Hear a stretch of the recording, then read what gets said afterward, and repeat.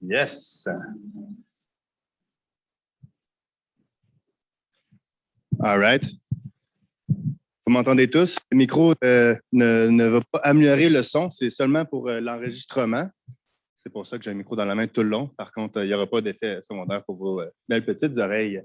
Bienvenue au SOG Québec, numéro 10, après plusieurs mois d'absence, malgré tout ce qui s'est passé récemment. On est content de pouvoir vous accueillir aujourd'hui pour une belle présentation. On reprend en force.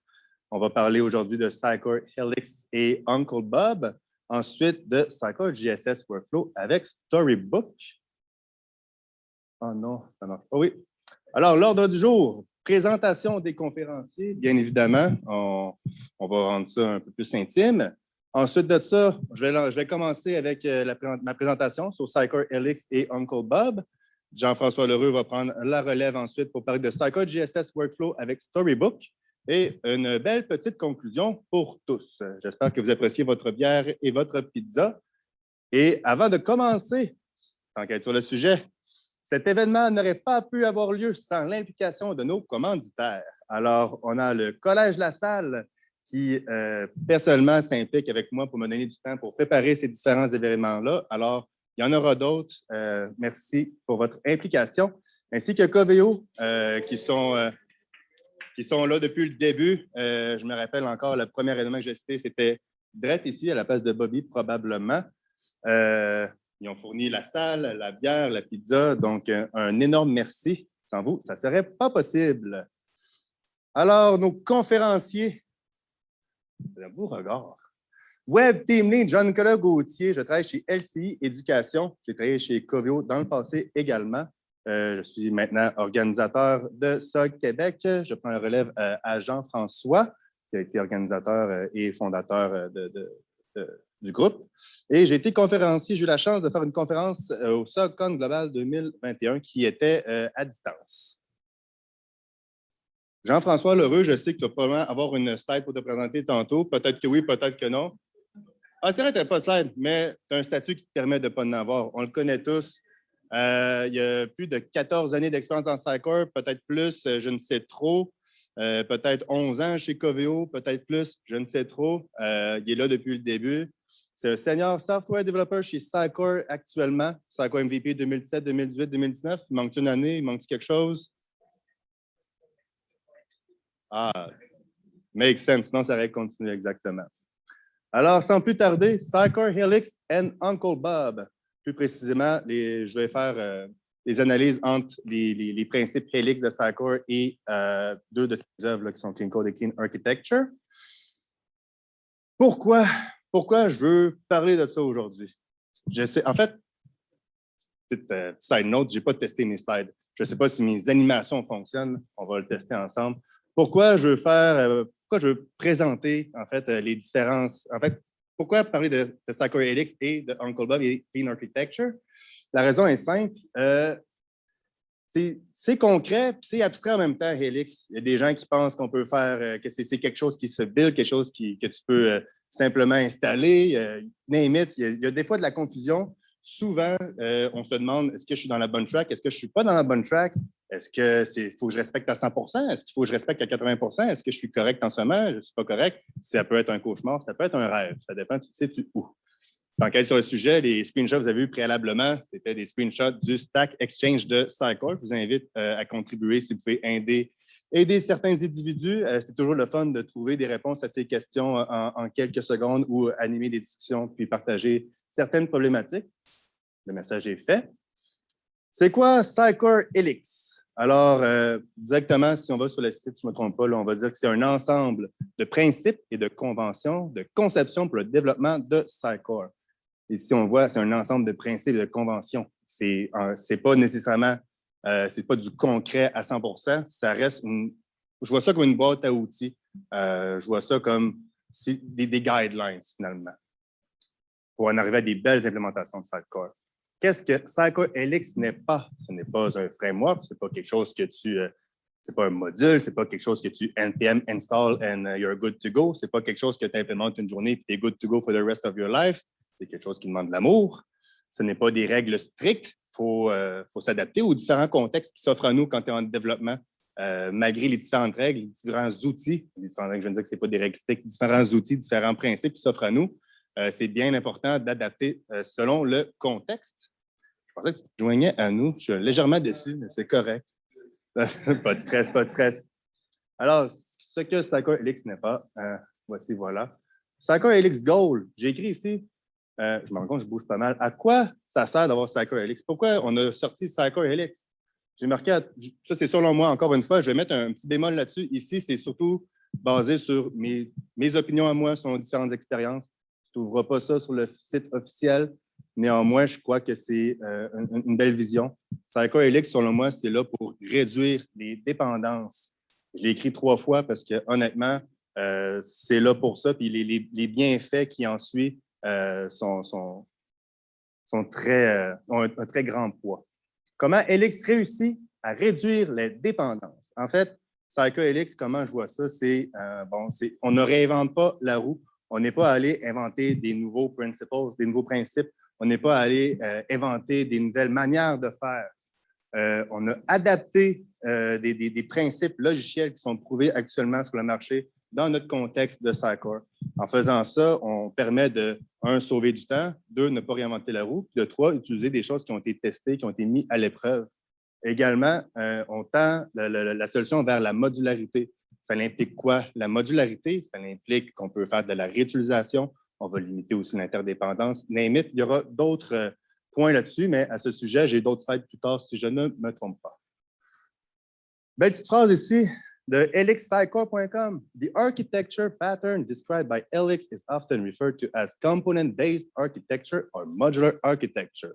Pourquoi tu me dis ça, Jean-Nic, en anglais, en lisant sur le tableau? En fait, c'est parce que plus tard, vous allez voir les différentes références que je fais entre Helix et différents patterns qui sont connus dans le monde du logiciel avec les différentes œuvres de Mr. Uncle Bob. Et ici, ce qui doit être souligné, c'est component-based architecture. Portons une attention particulière là-dessus. Helix se dit être une component-based architecture. Right? Ensuite de ça, quand on parle de component, ça veut dire, j'en parle un peu plus tard, mais j'ai mis une slide ici par rapport à ça. Quand on est component-based, ça veut dire quoi? Ça veut dire si j'ai besoin d'une dépendance X ou Y au build time ou whatever, je dois être buildé avec, je dois être installé avec. Dans un contexte de Psycore, c'était juste une petite slide que j'ai mis pour être sûr que je le couvrais. Les différents outils de serialisation comme TDS, Unicorn et Psycore Content Serialization, que je n'ai pas encore testé malheureusement, sont très importants parce que les items qui sont dépendants, en fait, ta composante qui a besoin d'un certain nombre d'items, que ce soit rendering template ou layout, s'il y a besoin de ça pour vivre, package-les ensemble. C'est component-based architecture, fait qu'il ne faut pas laisser de côté nos beaux petits items. Exemple, ça veut dire quoi tout ce que je viens de dire là? Ici, on voit, j'ai 3 composantes qui dépendent d'une composante X. Ça veut dire que j'ai 3 bonnes raisons de ne pas changer quand je suis X. Simple comme bonjour. Right? Alors, si je traduis ça en Helix, si j'ai 3 features qui dépendent d'une foundation, ma foundation, elle a 3 raisons de ne pas changer. Encore une fois, ce n'est pas des règles strictes. On sait que les foundations peuvent être portées à changer. Il y a plusieurs stratégies aussi par rapport à ça. On s'attend à ce que les foundations soient plus robustes sur certains niveaux. Quelques notions de Psycore Helix. Chaque feature doit être conforme au Common Closure Principle, qu'on va couvrir légèrement plus tard également. Les classes qui changent ensemble sont packagées ensemble, ce que j'ai mentionné précédemment, mais j'ai aussi ajouté la notion de sérialisation, ne pas oublier. Également, j'ai marqué, habituellement, les foundations sont des fonctionnalités abstraites partagées à travers les features ou des extensions spécifiques à la business logic de différentes implémentations de technologies ou modules. C'est sûr que j'ai marqué habituellement, il peut y avoir d'autres use cases. Questions? Oui, une foundation, en fait, dans un contexte de Psycore, c'est une couche qui est plus abstraite, qui peut être réutilisable, dans laquelle tes différentes features peuvent extender. Alors, si j'ai une dite feature, une dite composante qui, selon un modèle ou un acteur donné, a un comportement donné, et la foundation, elle, va permettre la réutilisation de différentes méthodes ou différents comportements en réutilisant ces méthodes-là dans une nouvelle feature. Right? Fait que ça permet d'extender une composante. Fait que ta foundation, elle, se voit être irritée par tes features et non l'inverse. Fait que moi, ma feature, si j'ai un besoin X, là, un logique que je pourrais voir réutilisable à travers mes différentes features, différentes composantes, souvent, on va les voir là dans un niveau de foundation. Make sense? Nice. Je vais peut-être découvrir tous ces layers-là. Chaque field doit être fetch par l'ID. Et en passant, j'ai mis du franglais, je m'en excuse. Et non, le field name, c'est très basique. Je pense qu'ici, il n'y a pas de surprise à ça. Ton field name qui change toute faite, on parle de fragilité et non pas de stabilité. On s'éloigne de ça. Si une feature dépend d'une feature, le problème n'est pas dans le code. Et si tu n'as pas de problème, it will come. All right? Maintenant, c'est qui Uncle Bob? C'est un ingénieur logiciel, c'est un auteur américain. Je n'ai pas sa biographie là, in my back pocket. Là, je crois qu'il est impliqué aussi de très près pour le Agile Manifesto something. Mais moi, je vais m'attarder sur deux de ses œuvres littéraires. Je ne les ai pas écrites. Le Clean Code et Clean Architecture. C'est deux œuvres avec lesquelles je fais des parallèles sur le Sycor Helix Principle. Alors, tantôt, j'expliquais que Sycor Helix ne réinvente pas la roue. Je vais partager ici certaines notions qui ont été utiles, réutilisées dans le contexte de Sycor Helix. Pourquoi, me dites-vous? C'est vraiment dans le but d'outiller certaines décisions qui peuvent être prises dans comment on va implémenter une solution Helix. At some point, on va avoir des questionnements. Ça devrait être une foundation, ça devrait être une feature, ça devrait être au niveau de mon projet. Est-ce que ça a été bien implémenté? Est-ce que je devrais packager ensemble? Les réponses, on ne les a pas. Par contre, on peut s'outiller, on peut essayer de comprendre un peu plus le pourquoi du comment. Puis je pense qu'avec ça, on va pouvoir avoir les outils nécessaires pour aller de l'avant avec une belle implémentation.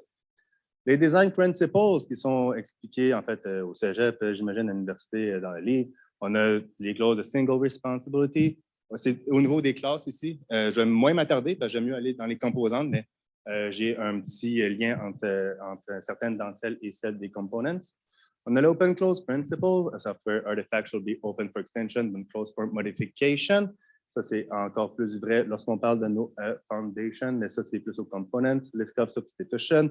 Je ne ferai pas le tour parce que je ne les explique pas en détail, mais je vais faire des liens avec le components à l'instant. C'est ça qui m'intéresse le plus.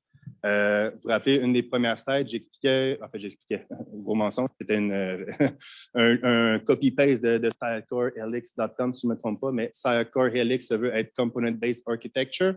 Alors, je vais deep dive dans les components et ici, je vais sortir beaucoup des messages de Mr. Bob et on va faire des liens avec ceci. C'est quoi un component? Components are units of deployment. C'est une autre slide aussi. Ouais. Alors, un component, c'est. Je vais lire ça après, j'ai pas goût de tout lire ce que j'ai écrit, je ne m'en rappelle plus. Mais les components, au final, si je peux déployer une composante seule et que les autres ne sont pas interpellés, ne sont pas modifiés par ce déploiement-là, j'ai entre les mains une componente, c'est-à-dire que je prévois ça au niveau d'une DLL, par exemple, quelque chose qui est modulaire, quelque chose qui peut être réutilisable. Alors, si ça peut être déployé seul, on parle ici d'une component. J'ai mis une petite notion aussi que je trouve bien importante quand je parle de flexibilité, quand je parle de règles qui ne sont pas strictes, comme Uncle Bob nous dit. Regardless of how they are eventually deployed, well-designed components always retain the ability to be independently deployable and therefore independently developable. C'est pas la slide que je croyais, je m'en excuse. Mais ça revenait à ce que je disais, que la componente, si elle peut être indépendante dans son déploiement, elle peut être aussi indépendante dans son développement.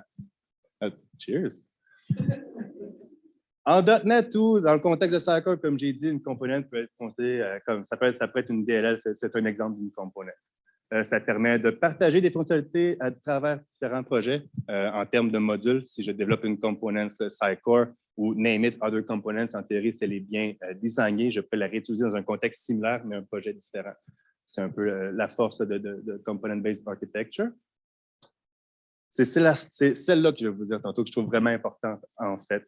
Just as it is possible to create a substantial mess with well-made bricks, so it is also possible to create a system-wide mess with well-designed mid-level components. Au sens où je pourrais avoir les meilleures briques, la meilleure colle. J'ai aucune idée comment on fait des briques, by the way. Je pourrais avoir la meilleure brique, mais je pourrais sortir avec un mauvais plan, je peux te sortir une maison qui ne tient pas sur 2 scènes, puis avec un coup de vent, tout est balayé. C'est la même chose en architecture ici, en architecture de code. Si je respecte les différents principes, que je n'adapte pas selon un contexte donné, puis que j'élimine un peu la flexibilité, mais que je me mets toute ma confiance sur ma components, ça ne veut pas dire qu'au bout du compte, je vais avoir un système qui va être stable. Ça veut juste dire qu'il va y avoir un component, une brique stable. Ce qu'on veut, c'est s'adapter selon un système donné. Il faut vraiment faire attention à ça. Component cohesion. Quelle classe appartient à quel component? C'est une question qui, peut-être vous êtes déjà arrivé, vous êtes déjà posé ça, ou peut-être pas, tant mieux, lucky you. Tu développes une classe, tu es en train de voir comment tu designes tes composantes. Puis là, tu te rends compte que dans ta phase de design, tu as peut-être embarqué trop vite dans le code. Cette classe-là, elle devrait être dans quelle composante? Elle devrait être où? Est-ce que ça devrait être dans cette feature-là? Ou est-ce que je devrais la découper? Est-ce qu'elle devrait extender foundation? Il y a plein de questions des fois qui en suivent. Personnellement, je suis une victime de ça. Des fois, j'ai la mauvaise habitude de moins mettre de temps à penser avant d'y aller. Puis, faut faire attention. Alors, les component cohesion, on a 3 principles qui sont la reuse release equivalence, la common closure et la common reuse. On va en parler de chacune d'entre elles à l'instant. Reuse release equivalence principle. Je crois que j'ai fait un petit side note là-dessus tantôt. On parle que anyways, chaque release qu'on fait doit être versionné avec un numéro de version. Quand on parle d'un component, on veut que ce soit modulaire. Tantôt, j'ai mentionné qu'un module, une composante peut être développée indépendamment des autres composantes, ce qui signifie que dans mon développement, je peux également releaser indépendamment des autres releases. En faisant ça, ça me permet d'ajouter des release versions, des release numbers. Ça permet d'assurer que les différentes composantes sont testées sur différentes versions, puis on a des compatibilités là, qui peuvent être outputées par rapport à ça. Donc, c'est vraiment un principle qui est important. Néanmoins, j'ai un flag que je vais mentionner un peu plus tard parce que vous allez me dire, ben, je ne mets pas de release version sur chaque feature. Et bien évidemment, mais on va voir un peu pourquoi après, du moins de ma compréhension. Les classes et les modules qui sont groupés ensemble doivent être réalisés ensemble. Bien évidemment, si je fais un module qui fait whatever, qui débouche des bières à ma place, si je lui offre, s'il manque une composante qui m'empêche d'ouvrir ma bière, je vais être bien déçu de l'avoir installé sur mon projet. Alors, ce que j'ai besoin on the spot est mieux d'être dans mon module. Inversement, si je n'en ai pas besoin dans mon module, fais-moi pas une dépendance inutile. Ne la mets pas dedans. Ah, j'avais prévu le coup d'animation. Les animations marchent. Pourtant, on ne release pas feature par feature. Eh non. Common Closure Principle. Je m'excuse tellement pour le franglais. En fait, je me rends compte que tout est franglais bien raide. Mais anyway, c'est quand je voyais les articles qui étaient en anglais, fait que j'ai mis mes textes tels quels. Les classes qui changent pour une même raison, sous une même condition, au même moment, doivent former une component. Ça, c'est une phrase bien simple qui peut juste t'aider dans ta réflexion. Si tu te demandes, est-ce que je devrais en faire une component? Est-ce que ma component est trop grande? Est-ce qu'il y a trop de responsabilités? Est-ce que je devrais diviser? Eh bien, tu peux te remettre en question en te disant, est-ce que pour une même raison, le state devrait être changé par rapport à ces classes-là et l'autre classe? Si oui ou non, dépendamment du moment également, tu peux prendre une décision. Je crois que ça peut aider au niveau décisionnel là, quand tu fais ta structure. Je marquais ici le CCP, qui est le Common Closure Principle, est un peu la version component de Single Responsibility. Principle, c'était au niveau des classes. Le Single Responsibility Principle, c'est plus au niveau d'une méthode doit faire seulement une chose et qu'une fois est bien, à faire de même. C'est un peu la même chose, mais au niveau du component. Oh non, feels bad.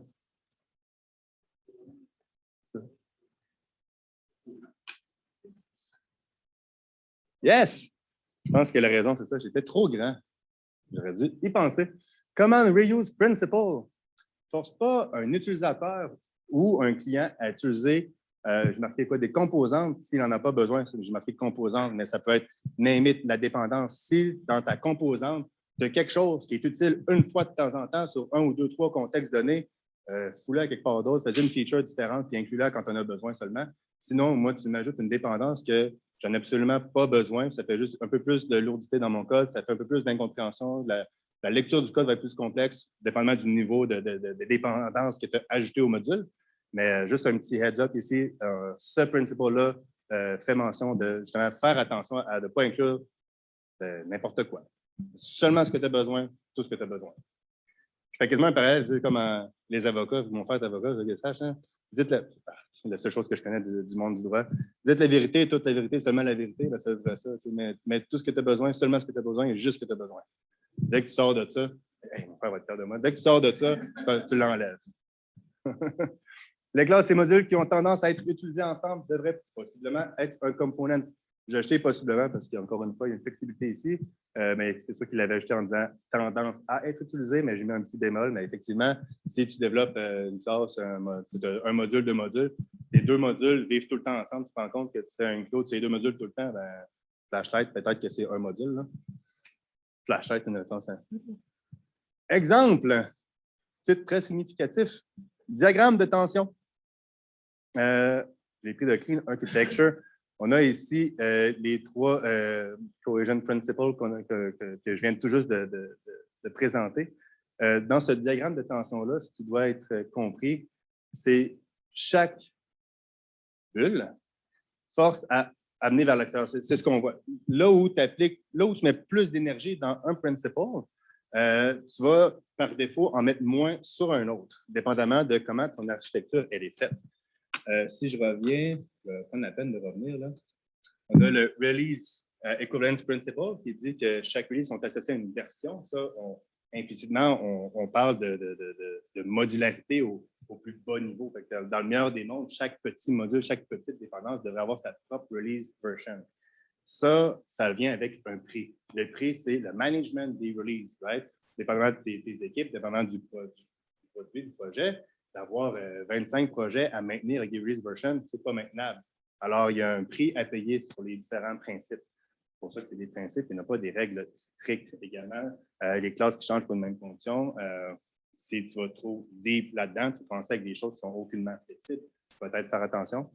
Par contre, c'est sûr que la partie ne met pas ce que tu n'as pas de besoin dedans. Moi, je mettrais un gros rond vert. Peu importe tu es où, ne mets pas de la merde dans mon module. Ici, le vois-tu, dans Psycho Helix, ce qu'on peut comprendre, c'est le Reuse Equivalence Principle est un peu mis de côté parce que oui, on veut avoir la modularité, mais à quel prix?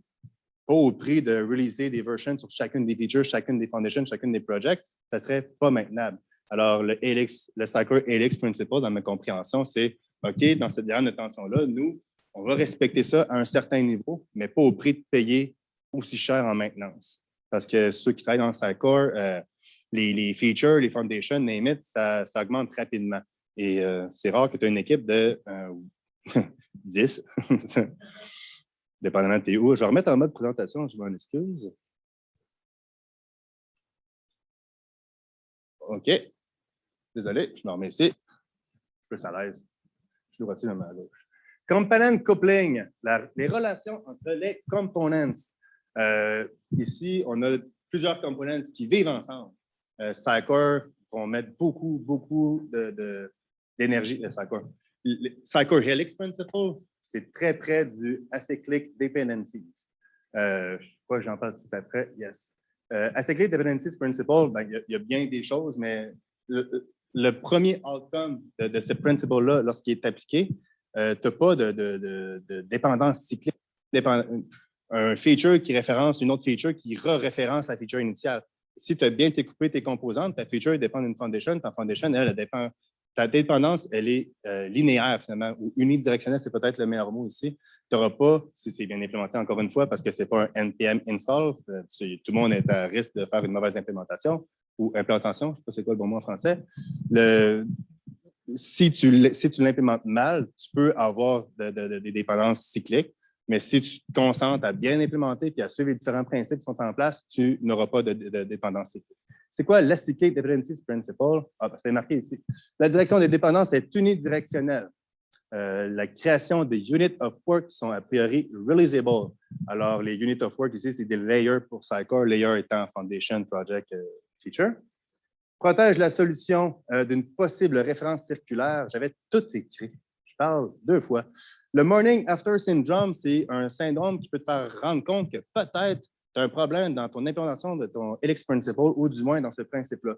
Le Morning, je parle mal, le Morning After Syndrome, c'est je fais un code, je fais une composante, je développe whatever. Ça marche tellement bien à soir. C'est malade.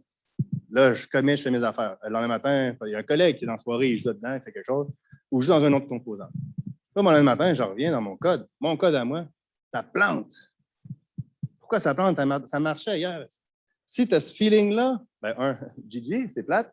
C'est plate à gérer. Il faut t'infouiner c'est quelle dépendance. Mais l'autre problème, c'est que le bobo, il est, oui, dans ton code, mais dans le design, c'est un peu moins le fun. Tu as une dépendance quelque part qui pointe sur une autre dépendance qui vient de péter ton code.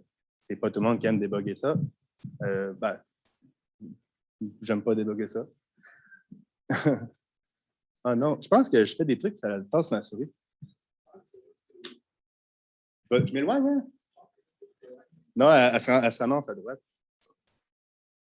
Alors, vous allez revoir ici, je vais faire de la réutilisation. Je ne sais pas pourquoi je suis tellement à l'aise d'être plus à gauche, mais je vais continuer même pour cette gagnante. La Stable Dependencies Principle. Vous allez revoir prochainement un graphique et vous allez reconnaître si vous avez une bonne mémoire ou même une mauvaise. Si un component X est prévu pour ne pas être stable, un component Y ne devrait pas en dépendre. Simple comme bonjour. Si un component X est difficile à changer, de par sa stabilité, ce component X ne devrait pas dépendre d'un component instable. Si je me sens en graphique, oh my God! On a la même chose que tantôt, right? Dans deux choses différentes. Bien, différentes. C'est quand on parle de ne pas réinventer la roue, de réutiliser des principes, eh bien, tadam, on a le même schéma incroyable. Il était vraiment plus beau sur page. J'ai fait ça. Anyways. 3 composantes dépendent de X. Alors, X a 3 bonnes raisons de ne pas changer. C'est la même chose. Tout ne peut pas être stable, malheureusement. Et ça, c'est normal. Tu voudrais tout mettre stable, ben, c'est super, mais ton produit n'évoluera pas. Fait que c'est pas vraiment la meilleure des solutions. Exact. Je l'ai écrit encore une fois. Je mets trop de texte. Moi, je suis un gars qui devrait avoir des images pour parler par-dessus. Stable Abstraction Principle maintenant. Un component devrait être autant abstrait qu'il est stable. Hein? Alors, quand on parle... Ah non! De toute manière, je vais faire après. Un component devrait être... Quand on parle de... Je vais le remettre, ça me va. Hein?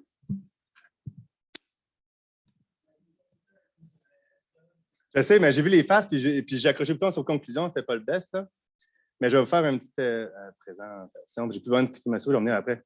Un component devrait être autant abstrait qu'il est stable. OK? Dans un contexte Cycle, si je peux me permettre, une foundation, est-ce que c'est stable? C'est extrêmement. Merci, c'est extrêmement stable. Une foundation, c'est extrêmement stable. Ça veut dire que, est-ce que c'est facile à modifier une foundation? Hey, non, c'est pas facile de modifier une foundation parce que, comme le graphique extra mathématique de tantôt, j'ai plusieurs components qui dépendent de celle-ci, des features, bien évidemment. Alors, si j'ai à changer ma foundation puis que je m'en vais jouer directement dans mon code, il y a des choses qui peuvent arriver qui sont moins le fun. Inversement, si j'ai créé des interfaces, des abstractions, puis que je me vais extendre ma foundation à la place de la modifier directement, j'élimine, ou du moins, non, je l'élimine pas, je limite les effets néfastes que j'aimerais pas avoir. Alors, quand on parle ici d'un component devrait être autant abstrait qu'il est stable, abstrait en termes de code, on peut voir des classes abstraites, on peut voir des interfaces, on peut voir de la réutilisation d'extensions. C'est dans ce contexte-là. Alors, si je ne suis pas stable, je devrais au même niveau être extensible parce que tu ne veux pas jouer dans mon code directement, c'est mieux m'extensionner. Inversement, si je suis très stable, j'ai moins de problèmes. Alors, une feature qui, elle, est utilisée à X place, puis j'ai besoin de changer une valeur de string ou name it, une petite fonction, un retour, je n'ai pas 26 features qui vont en dépendre. J'ai peut-être 26 présentations. Ça, c'est les QA qui vont s'arranger avec ça. Mais le code en soi a moins de chances, je mets des bémols, a moins de chances de péter. Donc, c'est pour ça qu'on s'attend à peut-être avoir plus d'abstraction au niveau des foundations ici. Est-ce que ça expliquait bien, je pense que Evin, ça doit avoir une face? Yes! Maintenant, sans plus attendre, la fameuse slide qui n'est pas bonne parce que c'est la conclusion, mais ça, c'est pour plus tard quand que je vais prendre la relève avec Jeff. Fait que je vais arrêter l'enregistrement pour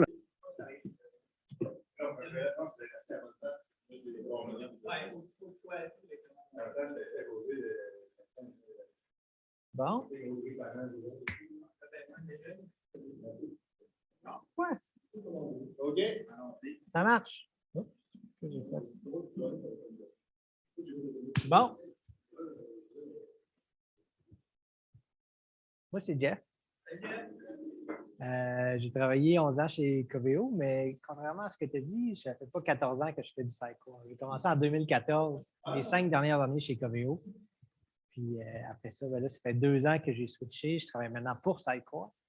Je suis développeur dans l'équipe de démo chez Sitecore. Donc, je ne développe pas le produit Sitecore, mais j'utilise le produit Sitecore pour faire des démos cool qui sont utilisés par nos sales engineers principalement pour permettre à eux autres de vendre ou de démontrer les possibilités que Sitecore peut permettre aux prospects et aux clients aussi qui sont déjà clients mais qui voudraient upgrader à des nouvelles versions, des nouveaux produits.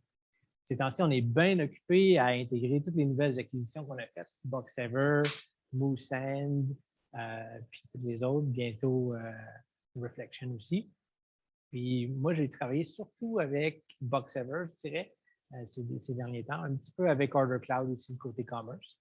Puis les démos qu'on fait ces temps-ci, c'est beaucoup du headless, avec, là, on commence à travailler avec Edge, Content Hub Edge, XM Edge, etc. C'est bien le fun. Moi, je suis un gars de front-end dans la vie, fait que j'ai vraiment aimé ça, là, faire du React. Puis là, on fait beaucoup de Next.js ces temps-ci. Puis le projet qu'on fait là, les mock-ups nous ont été donnés par des designers. C'était beaucoup d'HTML et de CSS. Au début, on a séparé ça en composant React.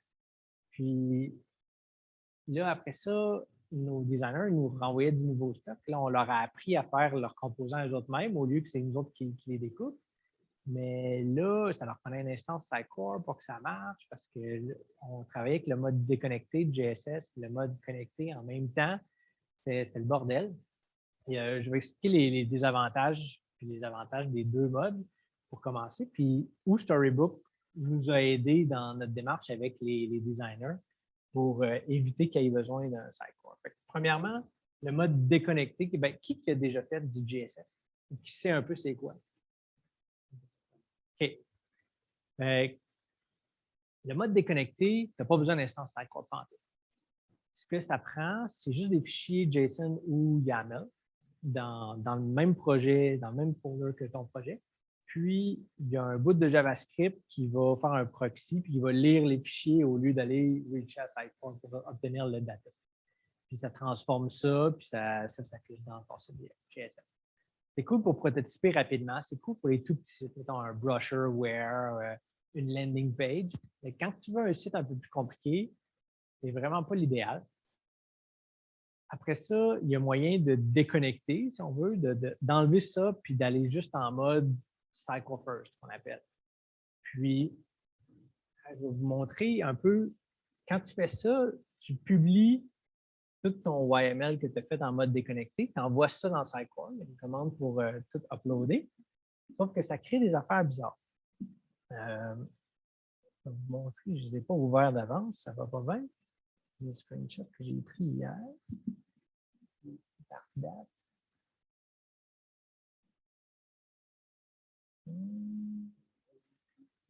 Voilà, c'est ici. Dans le fond, je vais avec ça. Ça, c'était un peu nos pages. Au début, on s'est laissé aller, puis on a créé plein de fake pages avec un script. Donc là, on a à gauche toutes les pages de notre site qu'on voulait, mais ils ont presque toutes le même data en dedans. C'est toutes des fake pages. Puis le data, c'était ça. Ils ont toutes en haut un header avec un composant de main navigation. Ces deux-là, ils n'ont pas de data source, ils n'ont pas de données. Après ça, on a deux sections. Une première section en haut là, puis une deuxième section aussi. Puis dans la première, c'est une bonne section. C'est la section qui affiche juste c'est quoi la page, mais celle-là est importante. On a une section de news puis une section de sponsors. Ces deux-là, on les voulait à la fin de chaque page, juste avant le footer. Puis ceux-là, ben, il y avait besoin d'un deuxième composant à l'intérieur. Fait que là, de la section news avec le petit titre qu'on voulait, un call to action link pour le bouton en dessous, où est-ce que ça navigue. Puis à l'intérieur, on a le composant news grid. Puis après ça, tu as la deuxième section pour les sponsors avec son petit texte, puis aussi son petit lien. Fait que ça se répétait dans toutes les pages. Quand on a importé ça en Sitecore, ça allait créer des data sources pour toutes ces affaires-là. Bon, là, je ne peux plus changer d'image. On a donné ça dans Sidecar. Oups, ça ne partage plus. Ouais, on dirait que... Moi, j'aime. OK. Eh, ça va être long. Ouais. OK. Fait que ça donne ça. Un coup sérialisé en vrai item Sidecar, ben, on avait chacune des pages qui avait des page components, puis il y avait chacun un section 2 puis un section 3. Section 2, section 3, section 2, section 3. Fait que tout le petit texte puis le petit bouton, qui est pareil dans toutes les pages, c'est répété, dupliqué partout. Puis là, il a fallu faire le ménage dans tous ces items-là.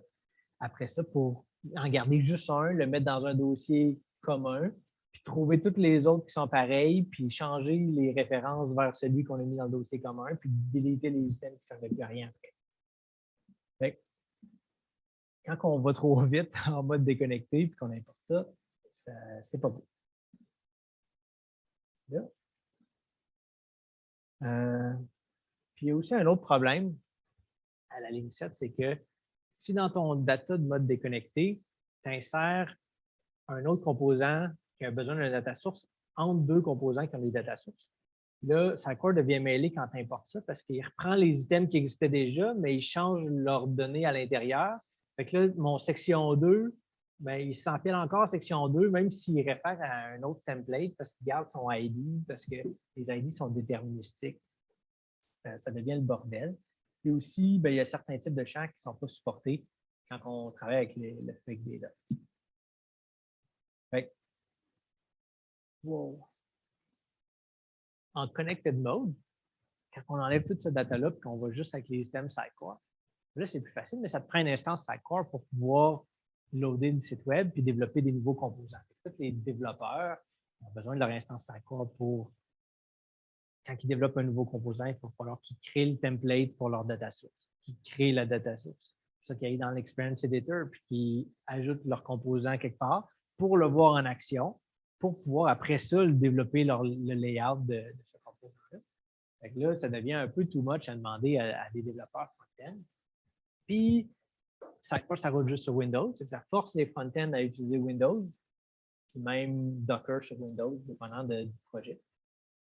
Fait que ça, c'est pas super bon non plus. Parce on va se dire la majorité des développeurs front-end sont sur Mac. Le reste, c'est mes notes à moi.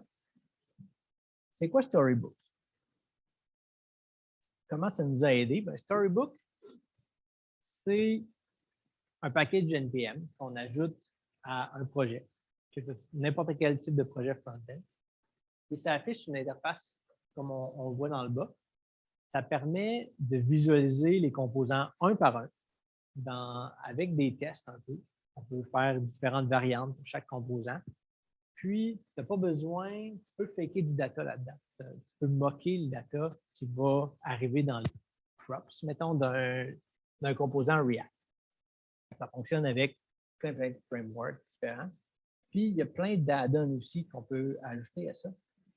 Dans la page des add-ons, on voit Story Source, on voit Story Shots puis Chromatic. Je vais parler de Chromatic dans ce talk-là. Le Story Shots, ça prend des snapshots avec le framework de test Jest, fait par Facebook, si je ne me trompe.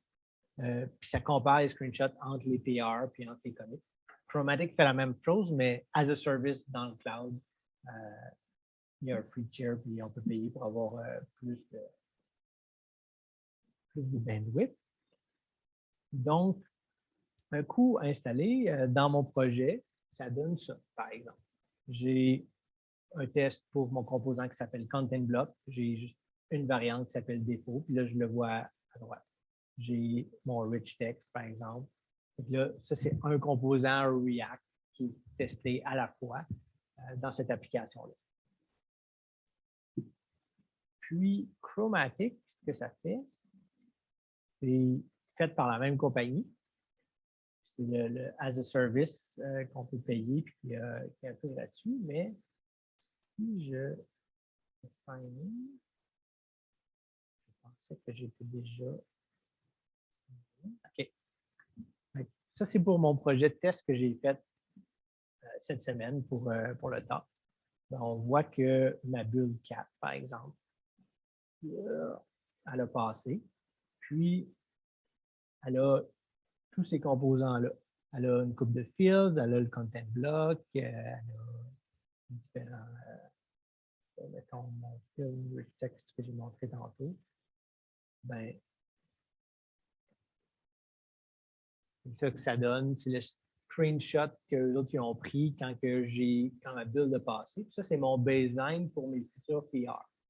À chaque fois que je vais faire une PR, il va comparer tous les screenshots de tous les composants avec ceux qui ont été acceptés en dernier. Puis, il va me dire, hey, il y a tant de composants qui ont changé.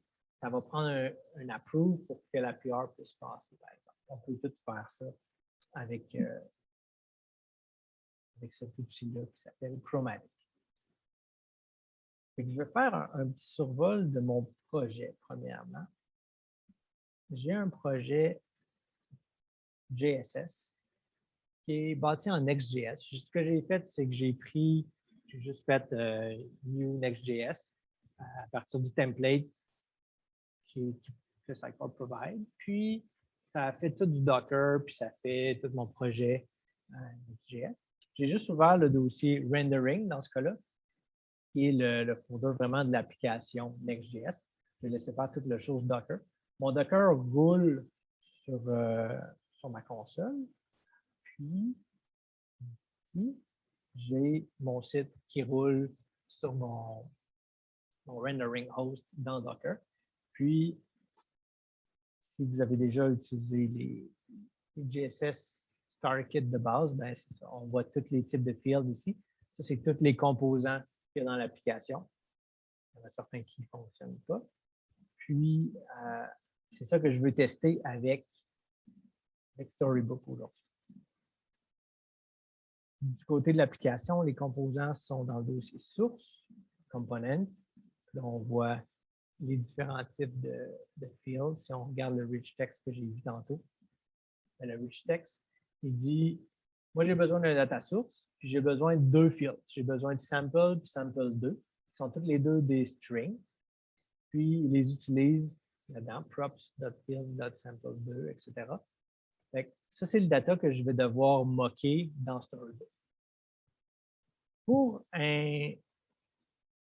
introduire Storybook dans une application existante, Storybook fournit un package NPM qui est à exécuter live. Donc, il faut seulement faire npx SB qui est le nom de leur package NPM, puis avec le paramètre init. NPX, contrairement à NPM, ça va downloader le package temporairement, l'exécuter tout de suite, puis donner un résultat, puis après ça quitte. On n'a pas besoin de l'installer globalement pour le rouler après. Il faut faire ça évidemment dans où est-ce que notre package.json se trouve. Donc, dans mon cas, dans le dossier rendering. Puis le résultat, je vais vous montrer qu'est-ce que ça a donné dans le commit où j'ai ajouté Storybook. Quand j'ai ajouté Storybook, ça a ajouté ces différents fichiers-là. Donc, ça a rajouté un dossier .storybook avec un main puis un preview. Ça a rajouté quelques assets, des images qui sont utilisées. Puis ça a rajouté tout ça dans un dossier stories qui est dans les sources. Ça a détecté que j'avais une application React. Ça a automatiquement tout ajouté ce que ça prenait pour une application React avec Storybook. Ça a créé aussi des exemples de components. Ça a créé un bouton, un header, puis une page qui ont chacun des stories. Les fichiers Storybook, c'est .stories, .typescript ou .javascript. Puis un paquet d'autres affaires là, pour les exemples. Ça a aussi modifié mon package.json. Puis, ça a rajouté une dépendance à BabelCore, des dépendances à Storybook. Ça a ajouté aussi deux nouveaux scripts. Un script qui s'appelle Storybook. Donc, je peux maintenant faire npm run Storybook. Ça va démarrer Storybook, ça va le hoster localement, puis ça va ouvrir la page dans mon navigateur. Puis aussi un build Storybook qui est utilisé par le premier pour justement bâtir l'application on the fly, basée sur mes sources et mes stories. Ça, c'est ce qui s'est passé quand j'ai installé Storybook. Je vais vous montrer une story pour vous montrer de quoi ça a l'air une Storybook. Ça, c'est mes composants. Les stories sont dans le dossier Stories. Je vais vous montrer celle du Rich Text, par exemple. Donc, dans une story, il y a toujours une coupe d'import au début. Ça importe les différentes affaires de Storybook qui sont nécessaires. Puis ça, c'est vraiment basé sur une des stories de base qui était venue en exemple. C'est juste pour ça que j'ai changé le nom des choses. Donc, ensuite, on a besoin du composant qu'on veut tester. Dans mon cas, je veux tester le composant Style Guide Field Usage Rich Text qui vient de cet endroit-là. On a Storybook demande un export default pour savoir dans la structure à gauche où est-ce que je vais le mettre, ce composant-là. Donc, son titre, ça va être components/fields/style-guide. Fait que toutes les slash, ça devient des dossiers dans Storybook. Si on retourne ici, on a le dossier fields ici, puis le top level qui s'appelle components. Fait il y a components puis il y a pages, je pense, par défaut dans Storybook. Probablement qu'on peut définir ce qu'on veut aussi. Le premier level, ça devient celui-là. Le deuxième level devient le dossier, puis on peut inclure autant de dossiers qu'on veut. Le dernier, ça devient le composant à tester. Ensuite, on a besoin d'y envoyer le type de composant qu'on veut tester, donc celui qu'on vient d'importer. Il faut exporter ça comme un component méthode de type du même type qu'on veut tester. Ça se fait search and replace, puis on fait rapidement. Ensuite, on a besoin d'un template. Le template, ça va être qu'est-ce qui va être renderé vraiment dans Storybook, dans la partie droite, lorsqu'on va tester ce composant-là. La plupart du temps, c'est le composant qu'on veut tester avec ses props dans ce cas-là. Dans ce cas-là, on passe tous les heures qu'on reçoit en paramètres ici. Donc là, on les décompose puis on les passe un par un sans les nommer. Fait que peu importe c'est quoi, ils vont tous apparaître. Puis, ensuite, on a besoin des variantes qu'on veut tester. Dans ce cas-ci ici, on exporte une constante, puis le nom de la constante, ça devient la variante qui va s'afficher du côté Storybook ici. Donc, default qu'on voit là, en fait, ici, celui qui est sélectionné, ça vient d'ici. On fait juste binder notre template. Je n'ai jamais passé rien dans cet objet-là, je ne sais pas à quoi il sert. Donc, je ne peux pas vous le dire. Mais ensuite, on définit les args de cette variante-là. Là, les args, ça va être les props que le composant va recevoir. Dans mon cas, c'est un composant JSS. Si je retourne le voir. Puis, ces props, c'est des style guide, field usage rich text props qui sont définis juste en haut. Puis, ça demande essentiellement que j'aille 2 fields. Mais comme c'est un style guide component props, celui-là, il demande d'autres affaires, puis ça demande un heading, etc. Fait que tous les composants héritent d'un nom. Dans ce cas-là, j'ai besoin d'un petit params pour vous dire c'est quoi son nom. J'ai besoin, vu que c'est en JSS, puis que c'est dans le style guide, c'est spécifique à ce projet-là. J'ai besoin d'une section rendering avec un UID quelconque, où j'ai juste mis des zéros, ça fonctionne. Puis, là, encore une fois, le nom du composant. Puis, les fields, mes 2 fields de texte, de string, puis un heading et une description, parce que tous les fields dans le style guide, si on retourne ici, on voit que dans le multiline text, ça, c'est son heading, ça, c'est sa description. Ensuite, implémentation puis définition, ça, c'est bâti avec le rendering et le UID qu'on a vu tantôt. Puis ensuite, le contenu, c'est vraiment le composant en tant que tel. Tout ça s'affiche. Ça, c'est comme mon fake data que je vais passer à mon composant. Puis, je pourrais définir différentes variantes. Par exemple, ça, c'est le rich text. pourrais prendre tout ça, le copier, en faire une autre section, dire variant 2, puis là, ici, dire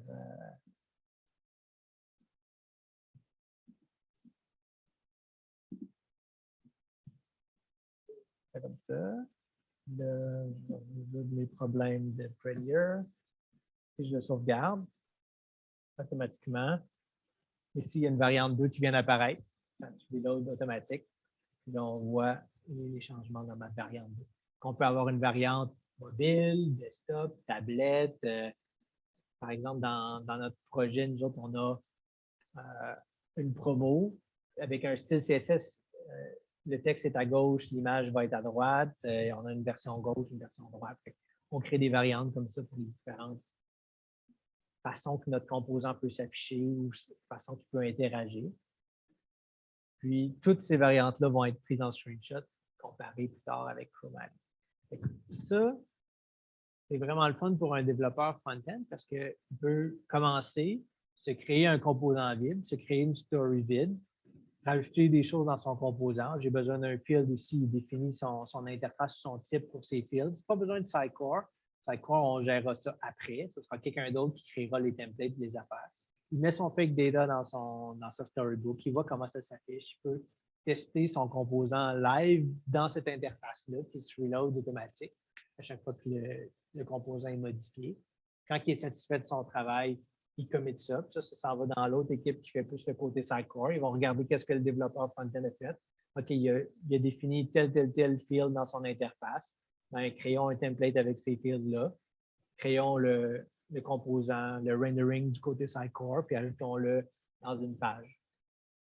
Ça permet de séparer le travail vraiment entre les différents acteurs. Puis, comment ça? Pour faciliter le travail de nos gens qui font du front-end, ben, leurs composants, c'est le fun qu'ils les fassent en React.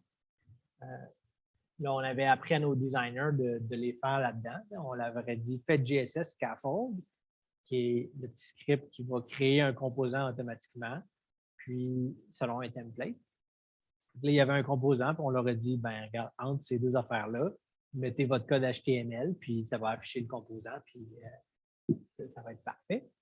Fait que là, on peut faire ça, mais il faut qu'il se crée une story à chaque fois. Fait que ça serait le fun si quand on fait GSS Scaffold, que ça crée le composant, puis la story dans la même architecture de dossier. Si tu as créé ton composant en dessous de /news, ben la story, ce serait le fun qu'elle soit en dessous de /news. La référence, le composant qui est à la bonne place dans un sous-dossier. Ça, c'est possible de faire ça avec toutes les samples de GSS parce que dans le dossier scripts, il y a un script qui s'appelle Scaffold Components. Puis lui, c'est le script qui est appelé par GSS Scaffold. Si on va regarder le package.json, donc on a Scaffold ici. Ce que ça fait, c'est que ça utilise TypeScript pour appeler le script qui s'appelle Scaffold Component.ts. On a totalement le contrôle sur ce qu'on veut faire dans ce script-là. Ce que j'ai fait, c'est que j'ai un peu modifié ce script-là. Puis, je vais peut-être plus vous montrer les différences. Donc, ça se passe ici. Scaffold Component. J'ai rajouté une petite section avec une méthode plus bas. Ça va utiliser un fichier qui s'appelle story-src dans mes templates. Puis, ça va définir où je veux mettre mes stories, donc dans src stories. Ça va me faire une petite variable pour dire bon, comment ils vont s'appeler les fichiers. Ils vont avoir le même nom que le composant, .stories.tsx. Puis, je vais appeler la méthode pour scaffolder un fichier qui est déjà utilisé plus haut pour scaffolder le composant en tant que tel. Je vais y passer des paramètres différents. Je vais dire, ben, mets-le dans ce dossier-là. Ça va être ça son nom de fichier. Puis, ça, c'est ma partie custom, qui est ma méthode pour générer une story au lieu de générer un composant. Cette méthode-là, dans un autre fichier, c'est la méthode de mon template. Puis, dans les instructions qui sont écrites à la fin de JSS Scaffold, il y a toujours une couple de bullet points. Là, implémente le composant tel fichier. Ben, si j'ai créé une story en même temps, je vais dire, bon, ben, tu peux tester le composant dans Storybook en roulant telle commande, rajoute du mock data dans tel fichier pour tester tes fields. Puis, pour ce qui est de mon template, Story SRC, ben, lui, il ressemble beaucoup à celui pour les composants. Fait que ça, c'est ma méthode qui est exportée. Elle reçoit le nom du composant, le path du composant qui a été fait, parce que j'ai besoin de référencer ce nouveau composant-là à l'endroit où il va avoir été créé. Et s'il est dans un sous-dossier, ça me prend son path complet. Fait que je vais aller détecter, je vais changer le path du composant pour remplacer ces folders par des doubles points pour aller le référencer à notre place. Puis, je vais retourner une story de base qui a juste les affaires essentielles de base avec un param. That's it. Un petit template de base, puis ça va juste m'afficher le composant qui a été créé dans Storybook. Depuis, je l'ai changé un petit peu parce que j'ai fait une autre amélioration. C'est que là, j'avais plein de composants existants, puis je voulais tous les tester dans Storybook. Là, je ne tentais pas de créer un par un chacun des affaires.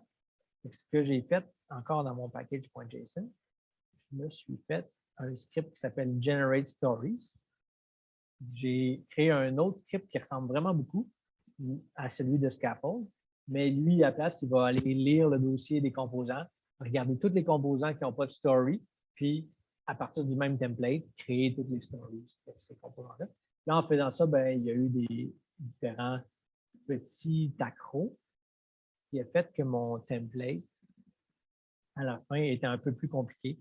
Et on a vu la section rendering puis que j'ai montré tantôt. Ça, je me suis rendu compte que ça prenait ça pour les composants de ce projet-là en particulier. Ça le prenait pour tout. Là, je l'ai rajouté dans mon template. J'ai changé un petit peu la façon que c'était affiché. Puis mon Generate Stories, ben, il est bien simple aussi. Ce qu'il fait, c'est essentiellement la même chose. Il va aller lire dans les composants, puis il va travailler le path un peu pour trouver c'est quoi le nom du composant, c'est quoi son parent, etc. Il va appeler la même affaire, scaffold file avec generate story. Il va tout générer les différents stories qu'on a besoin. J'en ai supprimé plein parce que un coup qu'ils sont créés, ben là, ça fait juste afficher le composant. Puis il y en a plein qui étaient en erreur parce qu'il manquait des fields.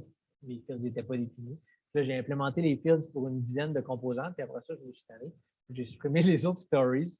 Donc, j'avais assez travaillé avec pour voir c'est quoi les différences. Une chose qui a été importante de faire au tout début, si je retourne dans mes commits, c'est d'ajuster les imports. La plupart des composants qui venaient avec le sample par défaut, il y en a certains qui référençaient des imports par leur chemin d'accès absolu par rapport au root de la solution. Donc ici, on voit, c'était component / try guide, etc. Fait que ça, Storybook, il n'aimait pas ça parce que là, il ne trouvait pas ça dans Storybook, le dossier components. Fait qu'il a fallu que je change tous ces imports-là qui étaient absolus par des imports relatifs avec des points, comme on voit à droite. Aller chercher chacune des choses importées au bon endroit relativement à où est-ce qu'on se trouve. Mais ça a été rapide, un global search and replace dans toute la solution, puis ça s'est bien fait. C'était toujours le même, c'était toujours style guide spécimen la plupart du temps dans tous les fichiers. Ça a été une des choses à faire attention. Ensuite, il y a eu GraphQL. Il y avait plusieurs composants GraphQL. Fait que ceux-là, il y avait une erreur quelconque. Ça disait, je ne peux pas trouver GraphQL, je ne me rappelle pas exactement de l'erreur. Recherche sur Google, puis ça m'a apporté à cette solution-là. Je vais vous montrer peut-être avant ces deux fichiers-là. dans le dossier .storybook, il y a un fichier main puis un fichier preview. Main, c'est comment que Storybook est configuré. Principalement ça, la configuration Storybook. Quelles componentes sont où tes stories, etc. Comment que tu les trouves dans ta solution, puis c'est quoi les add-ons que tu utilises. Puis preview, c'est qu'est-ce qui va s'afficher dans cette interface-là ici. Il appelle ça l'interface de preview. Si on a des choses à importer, toujours pour tous les composants ou pour l'application complète, c'est dans le fichier qu'on le fait. Fait que là, si on retourne d'affaires, si on retourne ici, ben, la solution pour GraphQL, ça a été d'implémenter ce que j'ai mis à droite. Donc, de rajouter une petite section pour dire on veut exclure GraphQL, puis pour GraphQL, on veut faire ci puis ça dans Webpack. Trouver ça sur Internet, ça a fonctionné du premier coup. Je suis très content. Je ne peux pas dire que je suis un expert là-dedans, mais si vous avez du GraphQL puis vous utilisez Storybook, ben, ça se peut que vous ayez à faire des choses comme ça. Ensuite, il y a un projet qui est pas pire. Je vais sortir le story, c'est pas grave. En fait, je cherche un peu, mais c'est ici.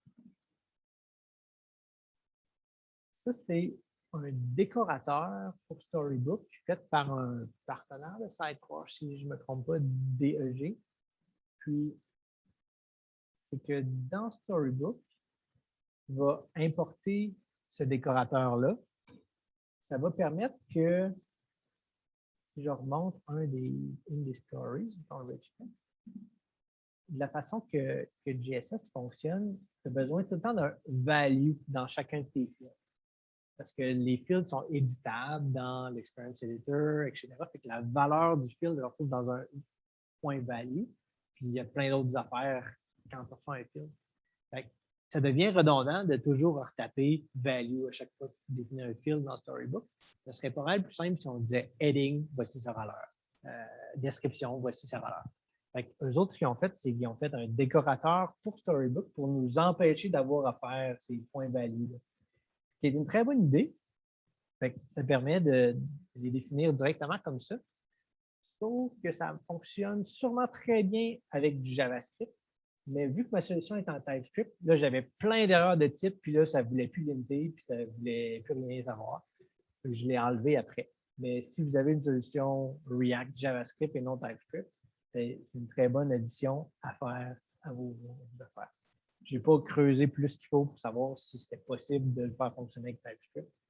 Juste en... Par défaut, Storybook ne va pas loader le CSS de votre site web parce que, comme ça, c'est pas... Chaque composant ne définit pas son propre CSS. Le CSS est défini, ben, dans le fond, c'est Bootstrap. Il est défini à une place dans le site au complet. Donc, ça. Si on fait ça, dans le fond, le import de Bootstrap est fait dans app.bsx.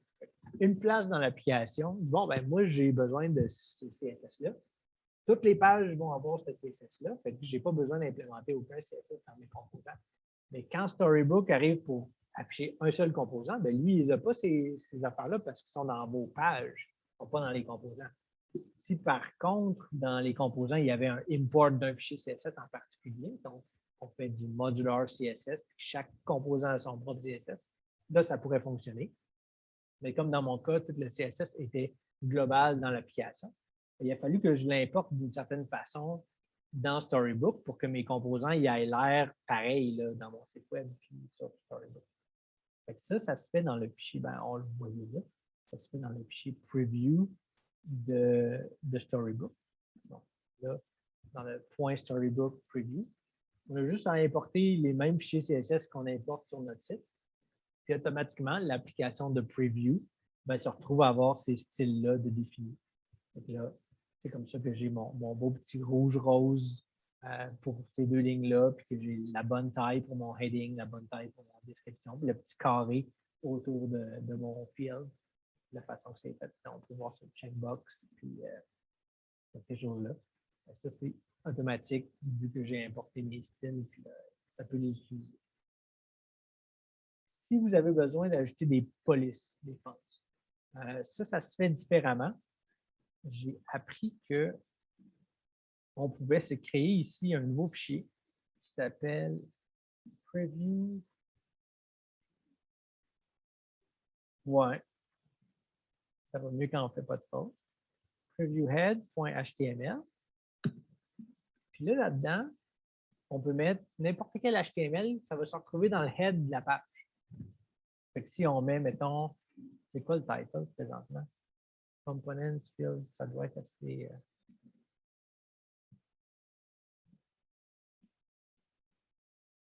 Si je fais ça, ça se peut que j'aille besoin de redémarrer l'application, par exemple, parce que je suis pas sûr que ça le fait automatiquement.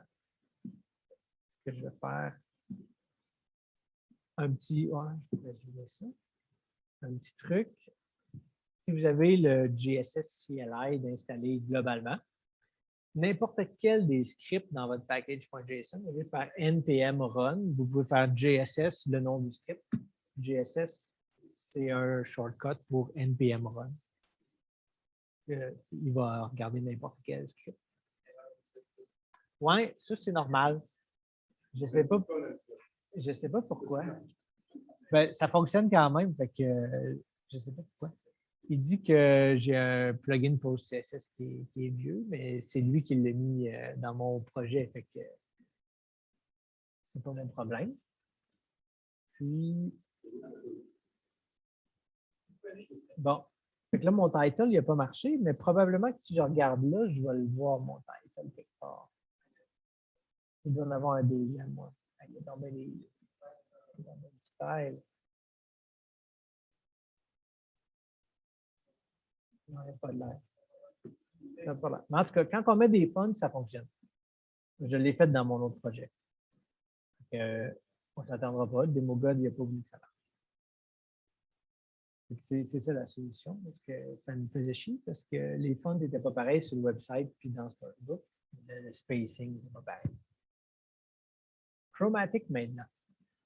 Ben, Chromatic, c'est un package NPM, comme j'ai dit. Fait que là, à un moment donné, j'ai ajouté Chromatic hier. C'est juste un package Chromatic 5.9.2, puis ça a rajouté un script. Donc, ça, c'est moi qui l'ai rajouté manuellement, le script. Quand j'ai voulu setuper l'automatisation pour les PRs, tout, ça disait, bon, ben, tu as besoin d'un script qui s'appelle Chromatic ou d'un autre nom, puis il faut que ça roule ça. Il faut que ça roule Chromatic, le package que je viens d'installer. J'ai installé ça. Puis là, ça dit, OK, ben, c'est vraiment le fun, l'expérience. Je ne sais pas si je peux aller voir, puis c'était un autre projet. Ici, dans mon account, quand tu fais ajouter un projet, tu dis de GitHub, tu choisis, on peut le faire, mettons, pour n'importe quel autre projet que j'ai, ça te dit quoi faire. Ils tiennent vraiment la main. Ils disent, OK, ben, installe le package. Après ça, roule cette commande-là pour envoyer ton baseline de tous tes composants, faire les screenshots de base. Puis là, le token, ben, il est propre à ce projet-là qu'on est en train de setuper. Là, un coup que tu as fait ça, si tu fais next et tu ne l'as pas fait, ben, là, il sait parce qu'il n'y en a pas des screenshots qui ont été envoyés. Fait que là, il dit, hey, c'est ça, il dit, hey, tu ne l'as pas fait. Fait que là, un coup que tu as fait ça, ben là, ça te dit, bon, ben, c'est cool, tu peux setuper du automatique CI, puis tu peux faire telle affaire. Fait que là, ils disent, bon, fais telle autre affaire en plus, puis c'est vraiment le fun. La documentation est linkée, c'est super facile. Fait que là, un coup que Chromatic est là, puis tu as envoyé ton baseline, ben là, si on retourne dans ce projet-là, ben, mes 3 premières builds, ils ont failé parce que j'avais plein de composants là, qui n'étaient pas implémentés. Fait que là, mon storybook, il faisait des erreurs. Chromatic n'a pas aimé ça. Fait que c'est là que j'ai tout supprimé ce qui n'avait pas rapport. Ça a créé ma build 4. Puis après ça, les autres, ben, c'est des tests là, avec le CI. Donc là, pour faire le CI, ça prend le petit script que j'ai montré dans le package JSON. Ensuite, dans le repo GitHub ou autre, il faut que tu définisses ton project token comme un secret. Fait que là, j'ai mes secrets ici, puis j'ai défini un chromatic project token, qui est le même secret qu'on a vu tantôt dans l'interface de créer un nouveau projet. Ensuite, si on veut que ça roule chromatic pour toutes les PR qui vont être faites sur le repo, on peut aller dans, donc ça nous prend une GitHub Action dans ce cas-ci. Je me suis créé un pipeline de continuous integration. Je peux dessus. Je vais vous montrer. Ça m'a pris plusieurs essais et erreurs pour.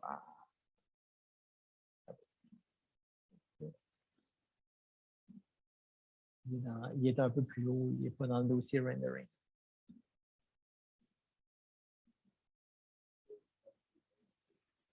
Ben, tu peux rouler gratuit, mais tu as un nombre limite de builds que tu peux faire par jour, par mois, etc.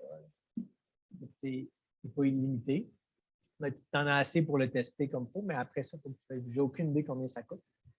Chez Sitecore, dans mon équipe présentement, on l'a intégré dans toutes les PR, mais à un moment donné, en journée, on pète la limite, puis le lendemain, il recommence à marcher, je pense. Fait que, à un moment donné, il va falloir payer pour, là, si on s'en sert pour vrai.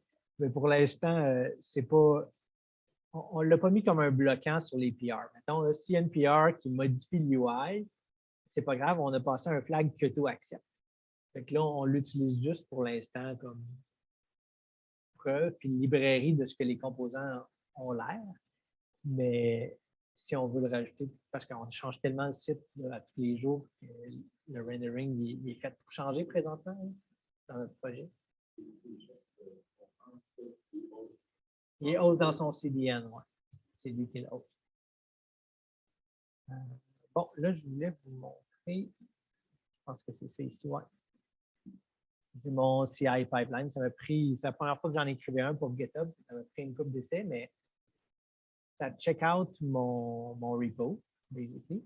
Mais par défaut, c'est juste cette ligne-là dans l'exemple qu'il donne. Puis ce que ça fait par défaut, cette ligne-là, c'est que ça check out le dernier commit, le commit à tester. Mais Storybook, lui, puis Chromatic, ils ont besoin de l'historique des commits pour pouvoir faire leur poutine. Il faut rajouter ces deux lignes-là. Ça, c'est documenté dans la documentation de Chromatic. C'est bien documenté. Ça, c'est le fun. Ensuite, il a fallu que j'installe Node.js. Il faut que je fasse un npm install. Ensuite, vu que j'ai une application de GSS, il y a besoin d'une petite étape de Bootstrap dans GSS pour générer un fichier de configuration temporaire dans le dossier thème. Puis si tu ne le fais pas, ben, l'application ne compile pas, tout simplement. Il fallait que je roule le script Bootstrap dans mon package.json. Puis ensuite, le Chromatic, en fait, tout ça, ça ne sert à rien. Je les ai commentés parce que je ne savais pas si j'en aurais besoin. Mais dans le fond, j'ai besoin de mon GitHub token. Ça, ben, c'est par défaut dans GitHub. Cette variable-là, elle existe dans tes secrets tout le temps. J'ai besoin de le mettre là. J'ai besoin de mon project token. Ça, c'est le secret que j'ai créé il y a quelques instants. Puis je dis dans quel dossier se trouve mon projet front-end par rapport à mon repo. Puis là, ben, ça envoie les affaires automatiques. Par exemple, ça ne va pas attendre s'il y a des choses différentes dans les screenshots, ça va me le dire, mais ça ne bloquera pas la PR dans ce cas-là. Pour bloquer la PR, il faut retourner dans les settings du repo, dans les branches, et rajouter une branch protection rule. Tu dis sur quelle branche target tu la veux. Moi, je l'avais quand c'est sur main. Puis je veux qu'un des status checks qu'il y a sur mes PR, qui se trouve être le status check chromatic, ben, je veux qu'il soit requis, qu'il soit passant. Ce que ça donne, j'ai fait une PR pour tester hier. Puis ma PR, c'est d'enlever le CSS dans mon fichier produit.js. C'est sûr que tous les screenshots vont être différents. Puis ici, dans la conversation, ça dit, oh, là, ça ne marche pas. Ça dit, il y a 16 changements. Là, Je les ai tous denied. Je suis allé ici, je les ai regardés un par un. Puis je suis venu ici, j'ai cliqué sur deny dans le coin en haut à droite. Mais on voit la différence là. Il y a toutes sortes de façons de voir le diff. Tu peux le cacher. Là, tu peux dire, bon, ça c'était avant, ça c'est maintenant. Clairement pas pareil. Puis là, tu peux avoir un diff par-dessus. Tu peux avoir un diff qui flash pour te dire, hey, il est où le changement? Parce que des fois, c'est comme un pixel. Genre, il y a une affaire qui a changé un tout petit peu, puis là, tu ne le vois pas sur le coup. Là, tu mets l'affaire qui flash, puis ça bouge un peu. Là, tu peux spotter plus facilement, il est où. Puis sinon, ouais, c'est un peu comme le Party Parrot mode. Là. Puis sinon, tu as un mode aussi là, qui va mettre un peu plus l'emphase où est-ce qu'il y a le changement. Les gens peuvent rajouter des commentaires, on peut avoir une discussion sur chacun des changements UI, puis après ça, ils peuvent être approuvés ou rejetés. S'ils sont approuvés, j'imagine que quand la PR est vraiment mergée, c'est là que ça se retrouve avec le baseline. Ouais. Fait que là, je les ai toutes denied. Là, ça dit que le review est encore pending. Probablement que je pourrais. C'est la build. C'est denied, mais c'est les composants. Je ne l'ai pas assez utilisé là, en mode build comme ça pour vous dire. Ah ben, non, je pourrais merger.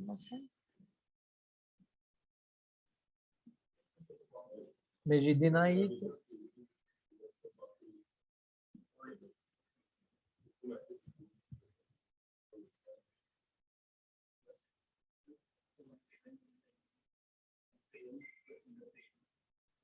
Ouais. OK, c'est ça qui a été required. C'est la partie CI, mais ce n'est pas cette partie-là. Ouais, peut-être que mon. Ah, il faudrait que je mette comme UI test. Bon, on l'essaye. Range. J'avais mis chromatic ici, mais si je fais UI test, ça existe, c'est ça. C'est plus ça que je veux qu'il soit.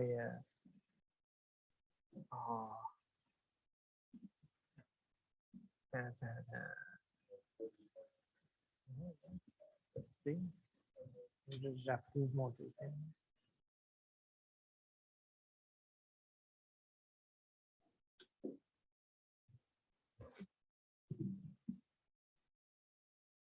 Bon, c'est où?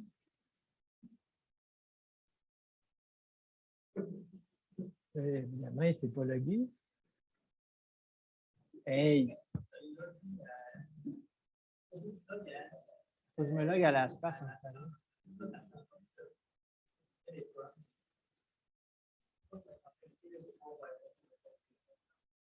Pourquoi la table se ferme et ça ne me log pas à l'espace? Bon, de la merde.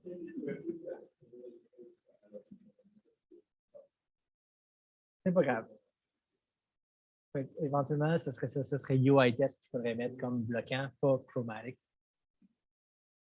Fait que, sinon, en dernier, si ça vous intéresse d'en savoir plus ou de voir une différente implémentation, il y a un ex-employé de Sitecore, je ne sais pas comment dire son nom, Christo Bacalov.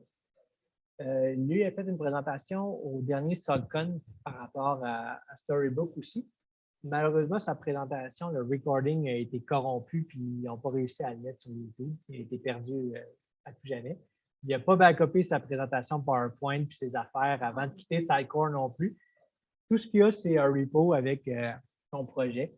Puis, c'est un petit projet de GSS avec 3 composants, puis 3 tests avec certaines variantes pour ces composants-là. Puis, c'est là, lui, il a la solution pour mettre une font dans son head, puis ça fonctionne. C'est un peu là que j'ai pris mon exemple pour mon projet présentement le travail. Y a-t-il des questions? Oui.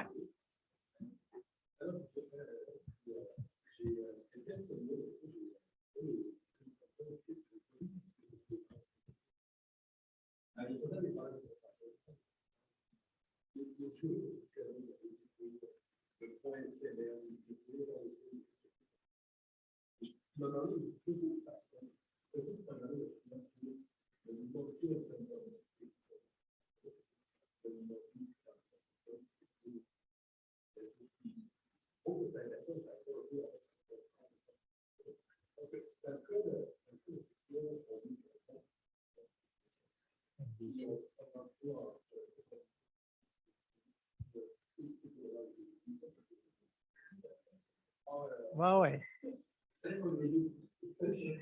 Ah, ça a fait ses preuves.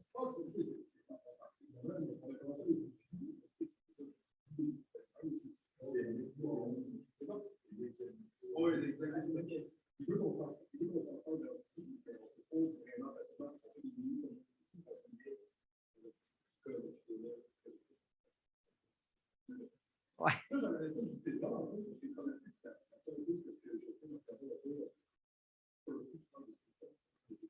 Ouais.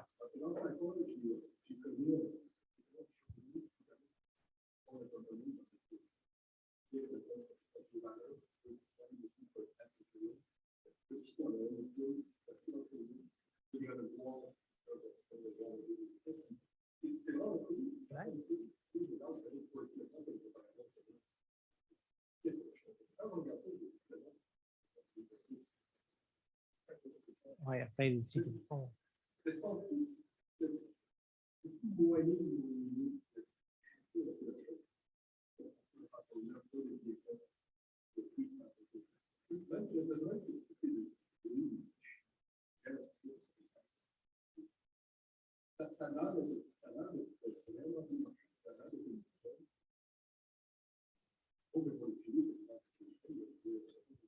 Ouais.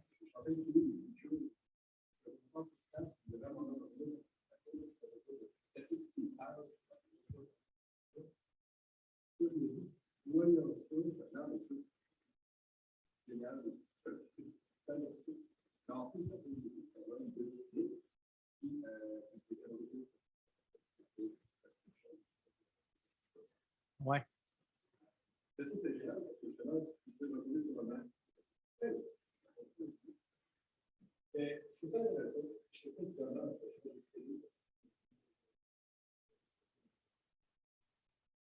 Y a-t-il un peu d'MVC dans votre affaire avec vos composants JavaScript? C'est des composants MVC. Hein?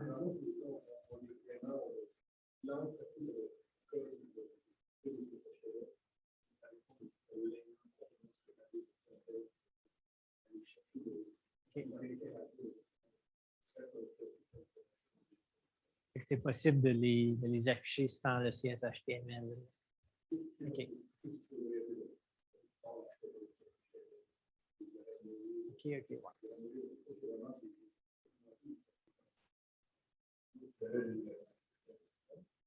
Ça se peut, ben, je ne sais pas, j'ai jamais, c'est la première fois que je l'utilise, donc je n'ai jamais essayé avec autre chose que du React pour l'instant. Mais si on...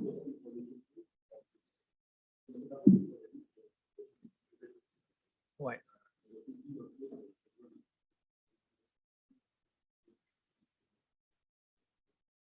Ouais.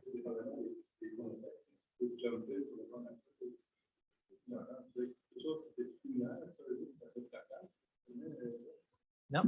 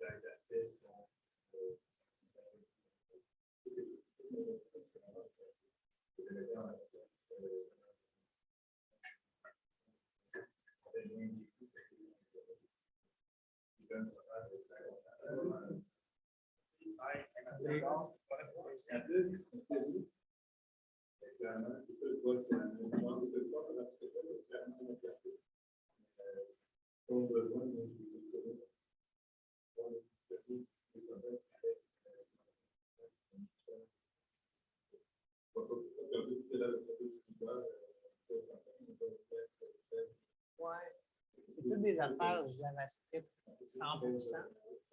Je ne sais pas s'il y aurait moyen d'afficher des CSHTML. Ça prendrait peut-être un petit back-end là, qui.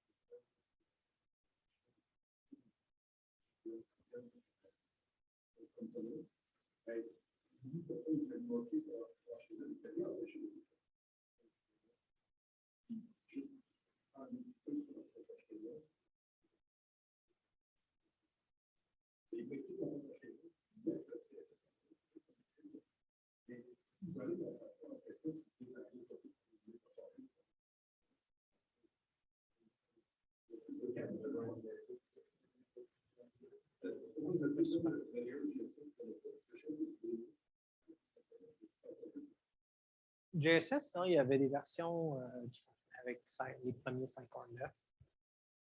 Chaque version de JSS fait avec une version de Sidecore en particulier. Ouais. Ouais.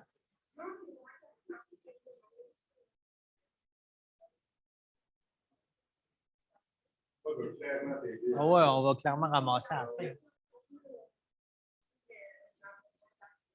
Veux-tu un notebook, storybook?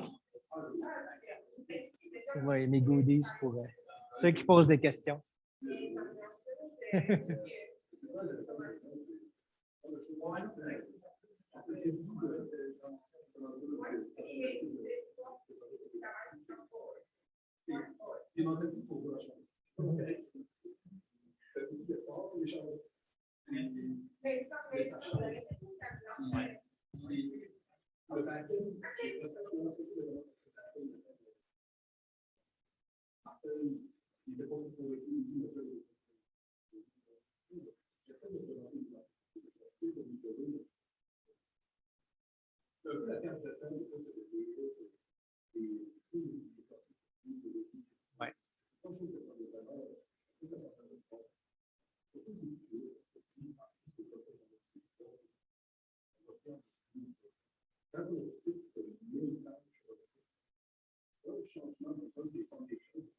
Ça affecte d'autres affaires, puis c'était pas voulu.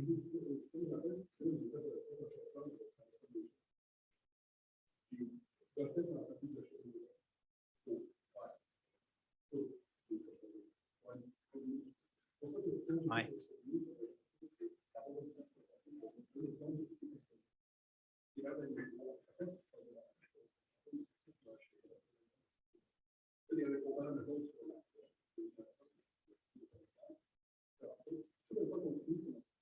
Ben oui.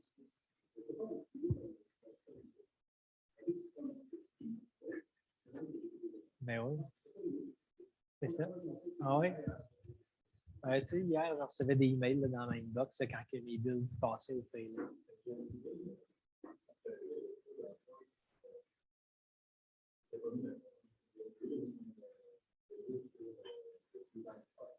Moi, je l'ai vu chez Target. Ouais.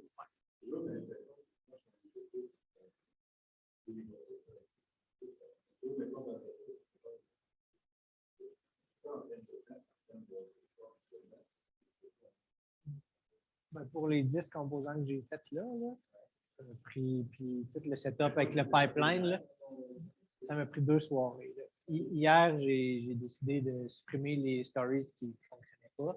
Puis j'ai fait le CSS. Hier soir, en 2-3 heures, j'ai implémenté le CSS, j'ai implémenté Chromatic, le GitHub pipeline. Puis,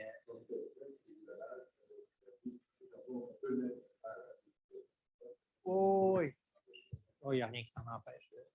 C'est juste, je savais que mon storybook il y a 2 semaines, quand j'y avais touché, puis j'avais passé une soirée dessus, je savais que les composants ne s'affichaient pas avec le bon CSS. C'était quelque chose que je voulais régler. En 2 soirées, j'ai parti mon projet, j'ai implémenté le scaffold, puis tout ça, je l'avais déjà fait dans mon vrai projet au travail, le scaffold. J'étais à copier-coller un peu. 2 petites soirées, j'ai tout fait ça.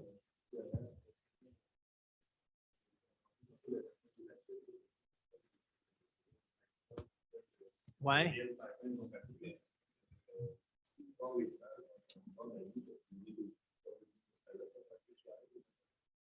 Ça se pourrait, on peut aller regarder, en fond. Ici, j'ai mon projet de job. Puis,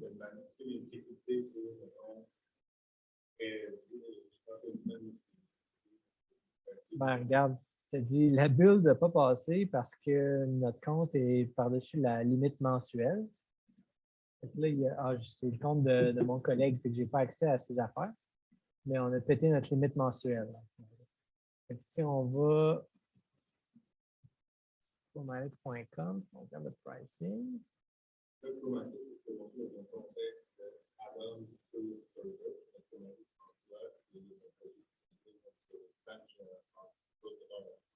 Non, Chromatic, ce qu'il fait, c'est que dès qu'il roule, il appelle la tâche Build Storybook. Fait que Chromatic bâtit ton storybook, puis après ça, il compare avec un baseline. Ça va ensemble, c'est fait par la même compagnie. Mais tu peux avoir aussi.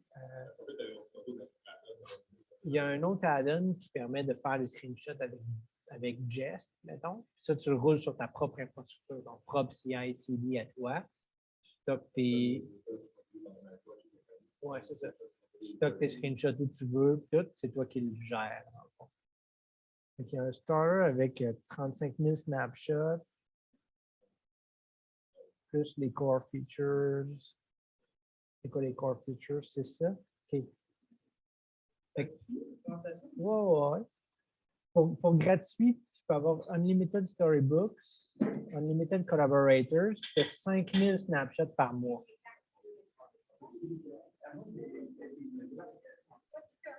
Ouais.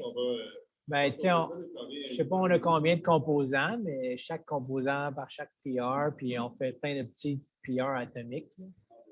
Ouais, qu'on review rapidement. Ouais, peut-être qu'on est à la fin du mois aussi. C'est moins bon qu'il y avait tantôt, mais merci d'être venu tout le monde. On va faire ça. Merci encore, Coveo, PLC, tout le monde. C'était vraiment intéressant.